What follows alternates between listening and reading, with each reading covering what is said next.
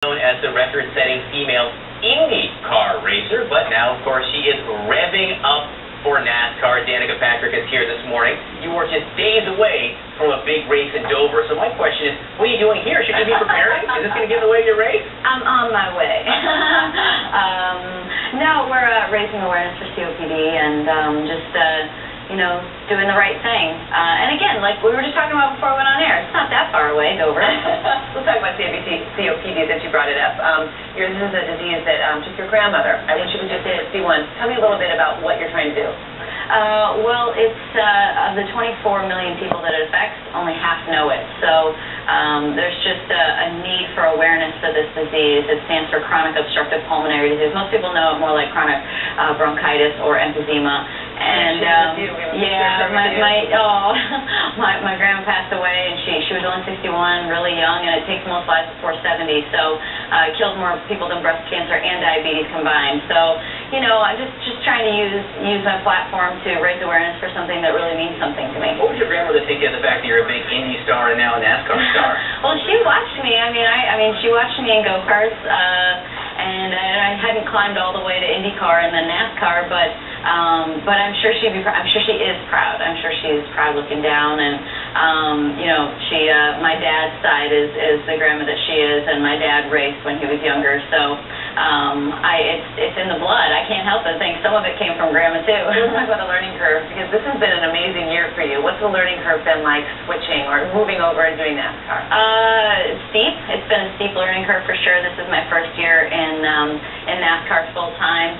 And I did IndyCar for 7 years and a little bit of NASCAR, and now I'm doing all NASCAR with nationwide series with a few Sprint Cup races. So this is one of those specific weekends that I'm doing nationwide and Sprint Cup. So it's going to be really busy, and those Cup weekends are a lot of track activity, but it's good for me. And Tony Stewart, who you might have heard of, he picked the toughest tracks for me to go to in Sprint Cup for the first time, and Dover is one of them. For those of us who never drive above the speed limit, what's the difference? I mean, what's the hardest transition from Indy to NASCAR? You're telling me that you really don't drive above the speed limit? That's my story, and I'm sticking to it. Well, I feel fortunate that I can tell the truth because of my job, so I don't ever follow the speed limit, barely ever, unless there's traffic, of course. But it's comfortable. I don't know any difference. It's not like I jumped into a car and the first thing I did was 200 miles an hour. You start in little Briggs & Stratton, 5 horsepower, little lawnmower engines that go 40 miles an hour, and then you graduate up from there. So it's a slow process. This is my 21st year, the end of my 21st season of racing. So. Wow.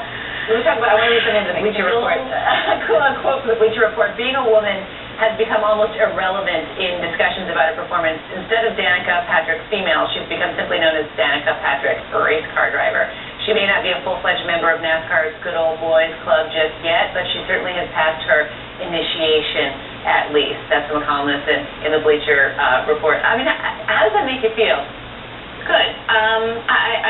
People always ask me, what's it like to be a girl out there, but of course, I don't know the difference between being a girl and being a guy. So I feel fortunate to be in an era where I feel like as a culture we embrace something new and different, and I'm definitely that to racing. I wasn't around when people were booing and discouraging a woman in racing, and I think that's made a big difference. But at the end of the day, you have to go out there and get the results. That's the most important thing, and that's what I'm working towards. We spend every day racing cars and driving fast and with guys and, sweaty, greasy stuff. but I saw you, I don't want to sell you guys both out, but you were talking about each other's nails? Wasn't when it came on here?